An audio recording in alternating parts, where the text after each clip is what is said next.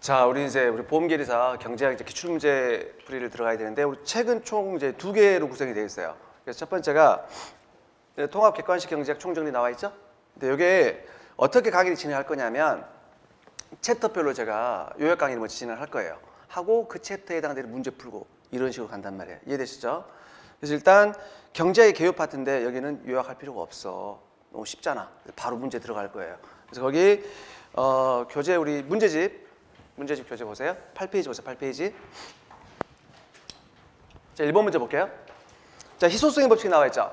경제 문제가 발생하는 원인은 뭐다? 자원이 희소하기 때문이다. 그래서 자원이 희소하다는 얘기는 어떤 얘기예요? 인간의 욕망은 무한한 데 비해서 그 욕망을 충족시킬 자원이 절대적이 아니라 상대적으로 부족한 현상이다라고 얘기를 했어요. 그래서 우리가 어떤 대가를 지불하지 않더라도 얻을 수 있는 재화, 그리고 우리 뭐라고 그래요? 자유제. 얘는 뭐야? 공기, 햇빛 이런 거죠?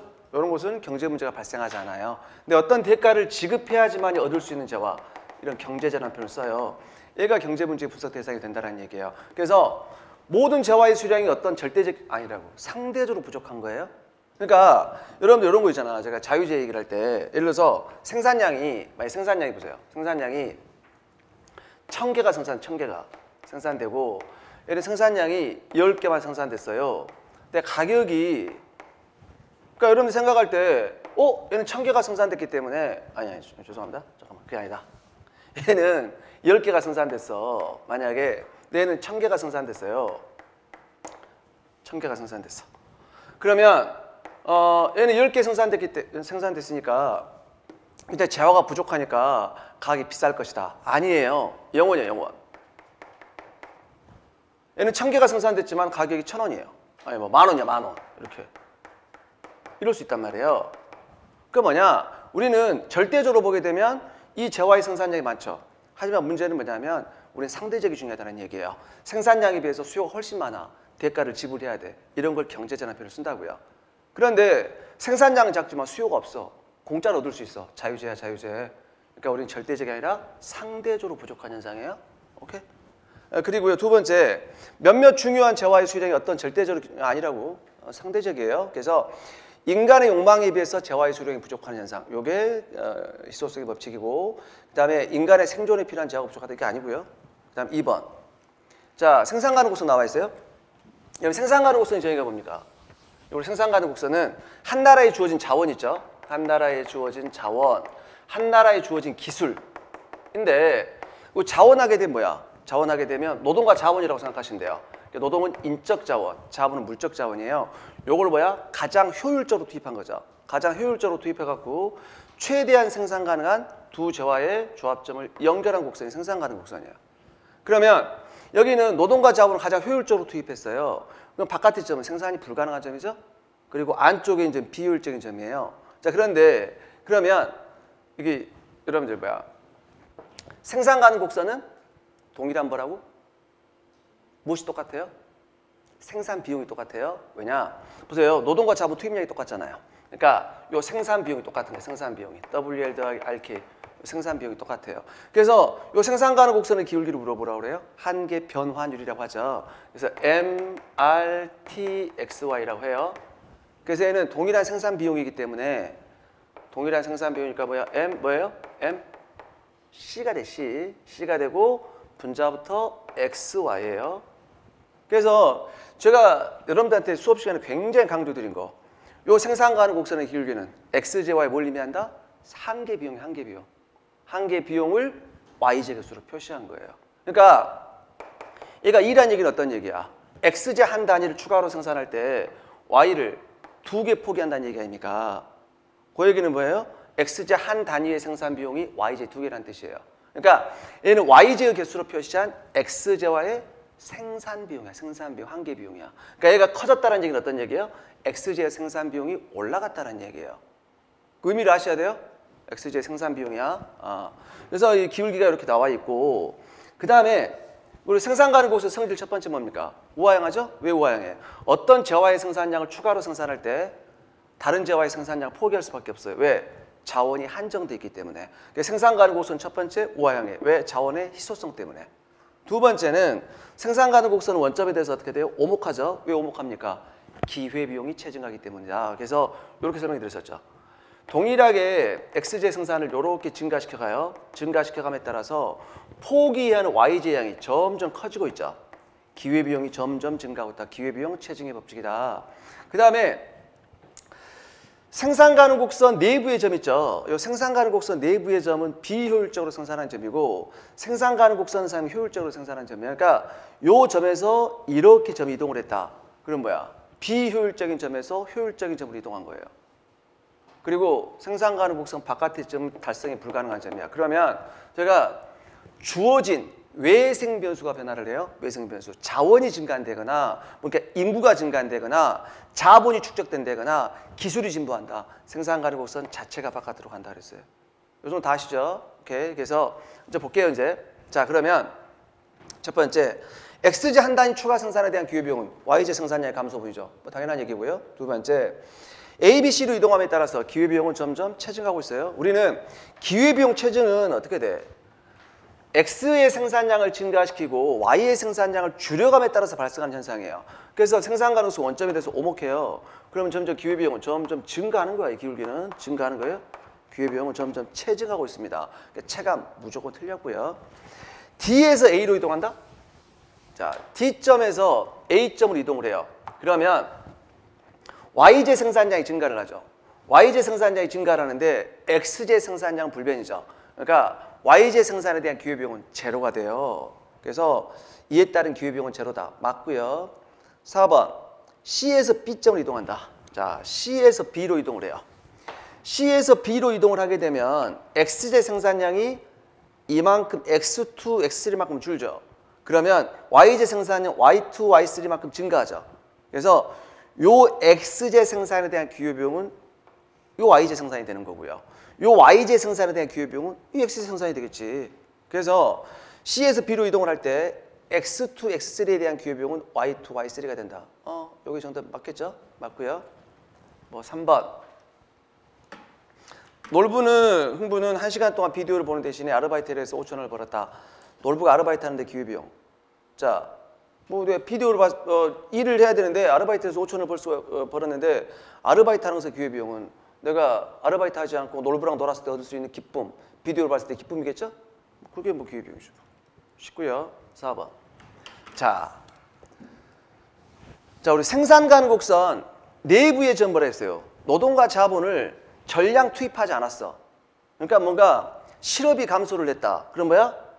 이렇게 하는 거야. 내부의 생산으로 가는 거예요. 봐보세요.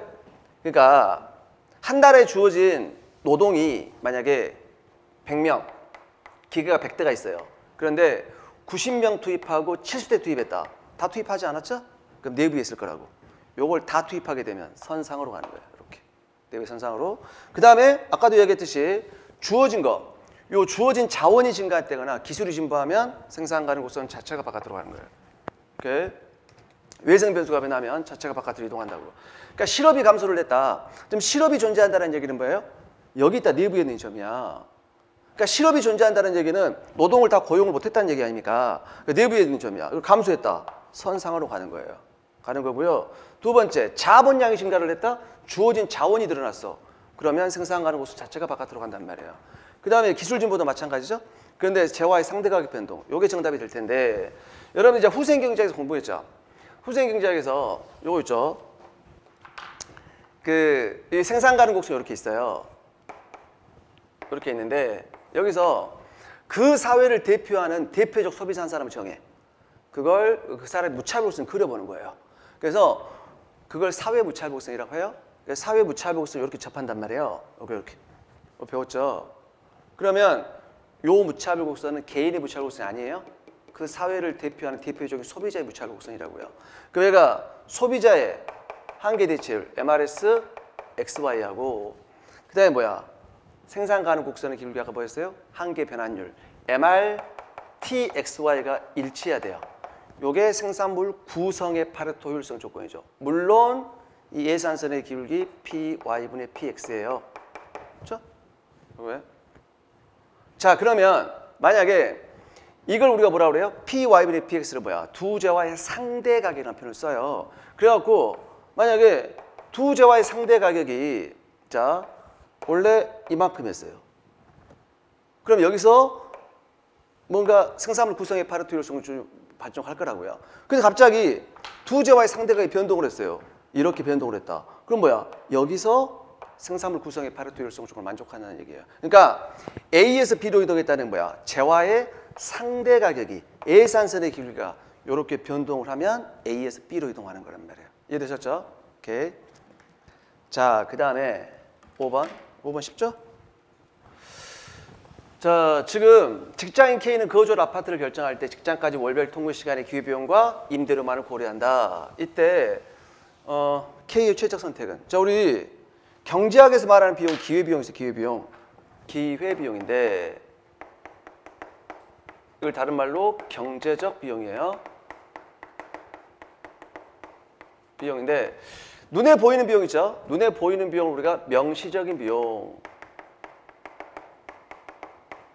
명시적 비용을 우리가 회계장부상의 회계적 비용이죠. 회계장부상의 회계적 비용. 얘는 당연히 기회비용이에요. 근데 뭐야? 추가로 눈에 보이지 않는 암묵적 비용까지 더해야 돼요. 암묵적 비용도 더해줘야 돼요. 자, 그러면 자기가 지금 월별 임대료 나와 있죠. 요 임대료, 이거 눈에 보이는 명시적 비용이야. 그러니까 이게 임대료가 눈에 보이는 비용 아닙니까? 얘가 명시적인 비용이야. 비용인데 내가 통근 시간이 길어져요. 그 통근 시간이 길어지면 그 시간 동안 할 수 있는 걸 뭘 포기할 수밖에 없겠죠. 그런데 봤더니 여기가 통근 시간 1시간당 기회비용은 10,000원이야, 10,000원. 10,000원. 그러면 얘가 A 아파트에 거주하게 되면 뭐야? 10시간 포기할 월별 10시간 포기해. 월별 10시간이면 시간당 10만 원, 월별 10만 원 포기하는 거죠? 여기 암묵적 비용이야. 그거 더하면 되겠죠, 10만 원. 암묵적 비용. 그거 또 뭐야? 15 더하면 되겠죠. 그걸 20 더하면 되겠죠. 얘 30 더하면 될 거 아닙니까?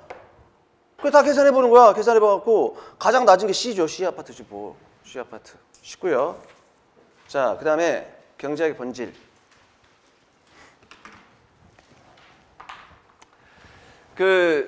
우리 경제학에서 오류가 발생하는 게 두 가지가 있다 그랬어요. 첫 번째가 인과의 오류. 인과의 오류는 뭐야? A라는 사건이 발생을 하고 B라는 사건이 발생을 했다 그래갖고요. A를 B의 원인이라고 잘못 판단하는 거. 그러니까 어떤 거야? 까마귀 달자 배 떨어진다. 까마귀가 우연히 날아가고 배가 우연히 떨어진 거야. 까마귀 때는 배가 떨어진 게 아니라고요. 그게 바로 인과의 오류예요. 중요하지 않아. 중요하지 않아. 근데 구성의 오류는 가끔씩 나와요. 뭐야? 개별적 입장에서 이렇게 부분적으로 참이라고 해서 전체에도 참이라고 잘못 판단하는 거.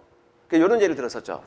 여러분들 이제 극장에서 영화 보는데 스크린이 쫙 있어. 자리가 쫙 있어. 이렇게 있는데 내가 여기서 딱 앉아있어. 앉아 있는데 어떤 사람이 여기서 이렇게 최영만이가 앉아있다. 그럼 개인적으로 바람직한 행동은 뭐예요? 일어서는 거죠. 안 보이니까. 그건 개인적으로 바람직한 행동이란 말이야. 근데 나 때문에 뒷사람 다 일어나야 되죠? 전체는 불합리한 거예요. 그러니까 개인적으로 참이니까 전체도 참이겠지라고 잘못 판단하는 거. 대표 중에 세 가지 있다 그랬어요. 첫 번째가 저축역설이야. 그러니까 경기 침체가 발생을 했을 때 개인 입장에서 바람직한 건 뭐야? 저축이죠? 근데 국민 경제 전체적으로 뭐야? 경기 침체를 더욱 가속화시키고 바람직하지 않아요? 그러니까 딱 세 가지 있어요. 구성의 오류, 첫 번째 저축의 역설. 요거 있고요. 두 번째는 뭐야? 가수요죠, 가수요. 자, 지금 원자재 가격이 올라갔고요. 지금 뭐야? 밀가루 원자재 가격이 올라가서 라면 가격이 뛸 것 같아. 그럼 개인적으로 바람직한 행동은 사재기죠. 근데 국민 경제 전체적으로 사재기 하게 되면 물가 상승을 더욱 가속화시키기 바람직하지 않죠. 요거예요. 두 번째, 이제 세 번째 맞이 뭐야? 농부의 역설이죠. 농부 입장에서 개별적으로 바람직한 것은 뭡니까? 풍년이죠. 풍년인데 국민 경제 전체적으로 보게 되면 풍년 되면 어떻게 돼? 가격이 대폭락하죠? 농부 역설. 그래서 오히려 농부의 매출액이 줄어드는 거예요. 이것도 바로 구성의 오류다. 그러니까 개별 경제 주체들 입장에서 모든 사람 다 합리적으로 행동을 해. 이렇게 합리적 행동을 해. 다 개인적으로 합리적 행동한단 말이에요. 그러면 시장 전체적으로도 합리적이겠지? 아니라고요. 그래서 우리는 미시경제만 필요한 게 아니라 거시경제도 필요하다는 얘기예요. 그래서 여기서 구성의 오류는 자 개별 가게 입장에 저축이 미덕이지만 전체는 미덕이 아닐 수가 있다. 이게 바로 구성의 오류가 되는 거고요. 이 두 번 볼까? 우리 생활에 절대적으로 필요한 물의 가격보다 다이아몬드 가격이 훨씬 높다. 이건 다이아몬드 역설인데요.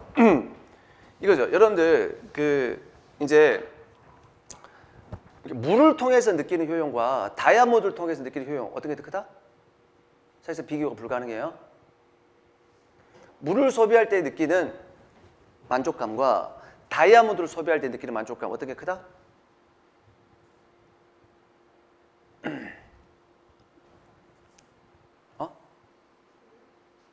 잘해. 내가 수업 들었다며. 응? 다이아몬드? 물이야 물. 그러니까 사실상 물하고 다이아몬드 비교 대상이 안 돼요. 물은 생명과 직결되어 있단 말이에요. 그럼 다이아몬드 있어도 없어도 살아요. 그런데 물은 엄청난 크게 대가를 지불하지 않아. 다이아몬드 엄청난 대가를 지불해야 돼. 그래갖고 이게 너무 역설적이지 않느냐. 근데 그게 역설적이 아니더라 그 얘기예요. 그래서 아담 스미스가 어떻게 대답을 했느냐. 모든 재화에는 사용 가치가 있고 그렇죠?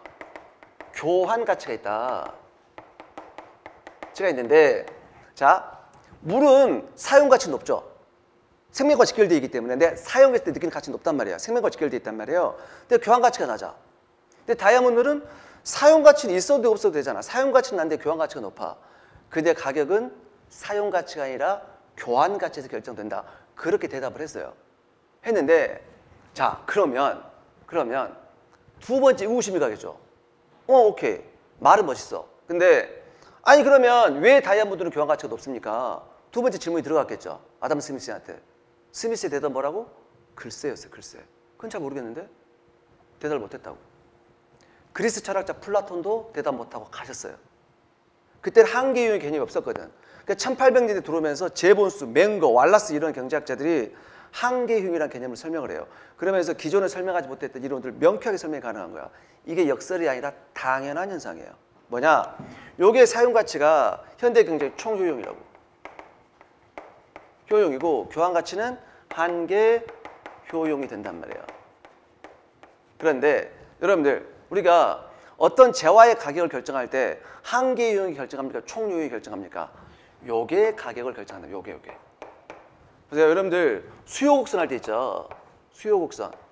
요게 한계 효용 곡선을 일치한다 그랬죠? 한계 효용 곡선을 일치하는 거야. 근데 한계 효용은 단위가 없어. 원이란 단위가 있어. 그래서 우리가 유틸리티, 효용이죠? 얘를 시장 가치로 환산한 게 베너핏이죠. 편익. 얘는 한계 편익 곡선을 일치한다고요. 그러면 이만큼 소비했을 때 한계 효용 요만큼이야. 이게 가격이야. 이게 가격 결정. 한계 효용 결정하는 거야. 총 효용 결정은 아니라고. 그다음에 여러분들 또 적분의 개념 알죠? 한계 효용을 다 더하면 뭐가 돼? 총 효용이 돼요. 그래 안 그래? 그럼 여러분들 물에 대한 한계 효용 곡선과 다이아몬드에 대한 한계 효용 곡선 둘 중에 어떻게 높아요? 물에 대한 한계 효용 곡선과 다이아몬드에 대한 한계 효용 곡선 중에 어떤 게 더 높아? 더 위에 있어? 대답해. 물이야 물. 이것도 비교가 안 돼요 사실은. 물이 훨씬 높아요. 생각해보세요. 그러니까 여기가 지금 워터 물이에요. 효용을 이렇게 있어. 근데 내가 물이 전혀 없어. 거의 죽을 직전이야. 근데 물 한 잔이 늘어났어. 효용은 급격하게 늘어나겠죠. 오아시스에서 물 발견해봐. 엄청날 거 아니야. 근데 다이아몬드는 그렇지 않아. 이게 다이아몬드야. 물에 대한 한계가 훨씬 높아요. 생명과 직결되어 있잖아. 그런데 문제는 봐보세요. 한계가 이렇게 있어요. 여기가 Q야. 근데 물에 대한 한계가 여기 있어. 한계용 곡선이 워터예요. 근데 다이아몬드에 대한 한계용 곡선 밑에 있다고. 이렇게 밑에 있어요. 밑에 이렇게. 근데 존재량의 차이가 있단 말이에요. 다이아몬드는 존재량이 너무 작아. 최종적으로 가격은 여기서 결정되는 거예요. 근데 물은 워낙 존재량이 많아. 그러니까 최종적인 한계용은 여기서 결정돼. 그게 다이아몬드가 비싼 거예요. 그거 봐보세요. 아까 그리고 이제 뭐라 했어? 한계용이 아래 면적을 더하면 총용이 나와요. 그러면 여러분 봐봐. 다이아몬드 소비할 때 총용이 이거밖에 안 되는 거야. 그렇잖아. 근데 물을 소비할 때 총용은 이만큼이에요. 엄청나요. 근데 가격은 하한개입이 결정한다 그 얘기예요. 그걸 얘기하는 거고요. 2번. 아시겠죠? 3번은 어떤 재화의 가격이 상승했더니 오히려 그 재화의 소비량이 증가하더라. 이거 기펜제죠. 기펜의 역설이죠. 기펜의 역설이고 그 다음에 생산자한테 조세를 부과를 해요. 그럼 그게 소비자한테 일부 전가시키죠? 그게 소비자하고 생산자 나눠서 부담하게 되죠. 이걸 조세 부담의 정가와 귀착이라는 표현을 쓰죠. 그 다음에 5번. 어떤 개별 경제 주체의 경쟁위가 제3자에게 의도하지 않은 뭔가 이득이나 손해를 준다. 외부성, 유외부성. 그걸 얘기하는 거고요. 2번. 자, 이제 규범 경제학 나와 있는데 우리가 2003년도에 우리 시험 보험계리사에서 나왔어요. 나왔는데 앞으로 절대 안 나와요. 여러 문제 안 나와요. 그러니까 이게 왜 이런 문제를 내는지 모르겠어요. 이게 그 과거에 우리가 행정고시인가 그때 한번 출제가 돼갖고 수험경제 몇 번 등장이 있었는데 최근에 아예 안 나온다고 보시면 돼요. 그러니까 여러분들이 그 경제학에 그게 우리 실증경제학 있고 실증경제학 있고 규범경제학이 있다 그랬어요. 그러니까 실증경제학은 말 그대로 경제현상을 실증적으로 나열하는 거예요. 현상을 그대로 보여주는 게 바로 그대로 하는 게 실증경제학. 그러니까 얘는 가치 판단이 없어요. 판단이 내재되지 않고 규범경제학은 뭔가 가치 판단이 내재되어 있어요. 그러니까 예를 들어서 이거야. 자, 이자율이 상승했더니 저축이 증가하더라. 영어로 굳이 쓰면 if then이야. 이자율이 상승했더니 저축이 증가하더라. 주장이 없죠. 그냥 경제현상을 있는 그대로 나열했잖아. 이게 실증경제학이야. 근데 규범경제학은 그게 아니라 뭐뭐 해야 한다야. 그러니까 이자율이 상승했더니 저축이 증가하더라. 그럼 그건 뭐야? 실증경제학이죠? 그래서 저축을 증가시키기 위해서 이자율을 인상해야 한다. 그게 규범이야. 이해됐어요? 진중하게 안 들어도 돼. 안 나와 시험 문제. 자, 이게 뭐뭐 하더라, 뭐뭐 한다. 그럼 뭐야? 실증. 뭐뭐 해야 한다? 그럼 무조건 뭐야? 규범이야. 그럼 봐봐, 이거 봐. 막아야 한다. 규범. 이것도 뭐야? 구축해야 한다. 규범. 감소시킨다. 이거 실증. 그럼 이게 뭐죠? 정부의 확대 재정 정책, 정부 지출을 증가시키면 이자율이 올라가죠. 이자율이 올라가면 투자가 줄죠. 이게 뭐야? 구축 효과 얘기하는 거 아닙니까? 이거 경제현상이 나열했잖아. 이거 실증. 그 다음에 해야 한다? 규범. 그거예요. 안 나와 시험 문제. 안 나와요. 자, 3번 볼게요. 자, 이건 좀 알아야 된다 그랬죠, 제가. 그러니까 이건 여러분들이 그 유량과 저량에 대해서는 여러분들이 내가 그 굳이 시험 문제를 이렇게 나오지만 그게 중요한 것이 아니라 경제 이론을 이해함에 있어서 중요하단 말이에요. 그러니까 우리가 일정 기간에 측정되는 거, 예를 들어서 무슨 어떤 경제학 수치로 물어볼 때 한 달간, 일주일간, 연간 이렇게 물어보는 게 유량. 현재 시점 물어보는 게 저량이라 했단 말이에요. 그렇죠? 그 물이 흘러가고 있어. 근데 뭐야? 야, 지금 현재 물이 얼마큼 흘러가? 대답할 수 없죠? 1시간 동안 흘러 들어온 물의 양. 그렇죠? 근데 물이 고여 있어. 고여 있는데 야, 1시간 동안 물이 얼마큼 고여 있어? 말할 수 없죠? 지금 현재 고여 있는 물의 양이란 말이에요. 그래서 일정한 기간에 측정되는 개념이 유량. 일정 시점에 측정되는 개념이 저량이에요. 안 쓸게요. 교재 나와 있으니까. 그럼 첫 번째 유량 배수 뭐가 있어요? 소득이죠? 당신이 지금 당신 지금 현재 소득이 얼마야? 말할 수 있다 없다? 대답할 수가 없어요. 한 달간 소득, 월급, 1년간 소득, 연봉 아닙니까? 그런데 잘 들어보시면 우리가 소득을 저량이라고 착각하는 사람들은 뭘? 재산과 헷갈려, 재산. 현재 지금 당신이 재산 얼마입니까? 그 말이 맞죠? 맞잖아? 그러니까 여러분들 잘 들어보시면 뭐야? 유량에 쌓여서 저량을 형성하는 거예요. 예를 들어서 자기가 T기에 총 재산이 100억이야. 총 재산이. 근데 T 플러스 1기에 총 재산이 150억이에요. 그치? 그럼 요거 저량이죠? T기에 너 재산이 얼마야? 100억이야. T 플러스 1기에 너 150억의 재산이. 저량이죠? 그러면 1기간 동안 50억의 소득이 있었겠지. 이게 유량이라고. 그럼 얘가 이런 거잖아. 9시 현재 고여있는 물의 양이 10리터. 그쵸? 10시 현재 고여있는 물의 양이 12리터. 그게 다 저량 아니야. 그러니까 1시간 동안 흘러들어온 물의 양이 2리터. 그래서 제가 어떻게 알았어요? 요 저량에서 요 저량을 빼면 유량이 된다고요. 그래서 소득은 유량이야. 소득이 쌓여서 뭘 형성해? 재산을 형성하는 거예요. 저량이에요. 두 번째 뭐였죠? 적자. 한 달간 적자. 유량이죠? 그 적자가 쌓여서 뭘 형성해? 부채를 형성해. 부채, 빚. 현재 당신 빚이 얼마야? 그 다음에 우리 투자 있죠? 투자. 그러니까 1년간 얼마큼 투자가 일어났습니까? 그게 유량이죠? 근데 그 투자가 쌓여서 뭘 형성해요? 자본을 형성하죠. 그래서 제가 T 플러스 1기의 자본량은 T기의 자본량이다. 투자한 거잖아. 이거. 그래서 저량의 변화량, 유량이다. 이거 그런 거고요. 근데 주의할 점이 몇 가지 있다 그랬어요. 여러분들 그러니까 재정 적자는 당연히 뭐 유량이고 정부 부채는 저량이 되는 거고 주의할 점이 일반 생산물에 대한 수요량 있죠. 나는 컵라면의 수요량이 10개다. 아무 의미가 없다. 여기 일주일간 소비량인지 한 달간 소비량인지 1년간 소비량인지 알아야 된단 말이에요. 그러니까 생산물에 대한 수요량은 유량. 근데 자산에 대한 수요 있죠. 자산에 대한 수요. 그러니까 예를 들어서 당신은 한 달 동안 컵라면을 몇 개 먹었습니까? 맞죠? 근데 당신은 한 달 동안 부동산 몇 개 먹었습니까? 그렇지 않죠? 현재 지금 당신이 보유한 부동산의 총 액수, 현재 지금 당신이 보유한 주식의 총량, 현재 지금 당신이 보유한 은행 잔고, 현재 다 갖고 있는 채권이 얼마 갖고 있어. 그게 자산에 대한 수요는 저량이에요. 두 번째, 요거 있죠, 요거 물 가격 저량이죠? 물 1시간 동안 얼마야? 그렇지 않죠? 지금 현재 얼마냐? 1,000원. 저량이죠. 근데 모든 가격이 저량이 아니라 그랬어요. 주의하라 했어. 노동에 대한 가격이 뭡니까? 임금이죠? 그 노동자한테 너 1,000원짜리, 2,000원짜리 붙일 수 있다 없다? 없어. 노무 서비스에다 가격을 붙인 거예요. 그러니까 한 달 동안 투입된 노무 서비스 가격은 월급이 되는 거고요. 1년간 노무 서비스 연봉이 되겠죠? 그래서 앞으로 어떤 이 자체의 가격 있죠? 요거 뭐라고? 저량. 그런데 서비스 가격은 유량. 그래서 여러분들이 주의할 게 우리는 기계 임대료가 중요하지 기계 가격이 중요하지 않다 그랬잖아. 기계 임대료가 비용이라고요. 오케이? 그것만 주의하시고 그다음에 이제 뭐가 있을까? 그러니까 실직자 수. 한 달간 몇 사람이 직업을 실직했습니까?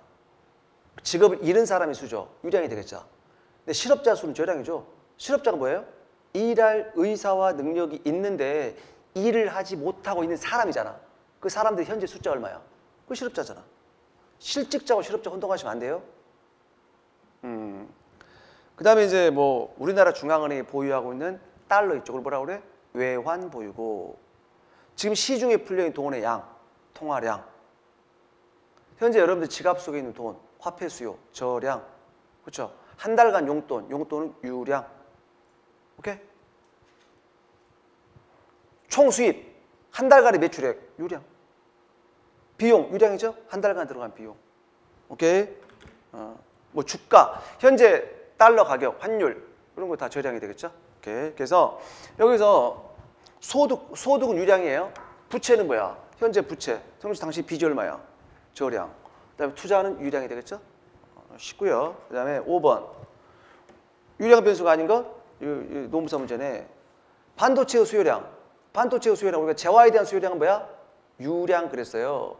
한 달간 판매량, 뭐 일주일간 판매량, 뭐랄까. 쌀의 공급량도 마찬가지고요. GDP, 우리 GDP는 뭐야?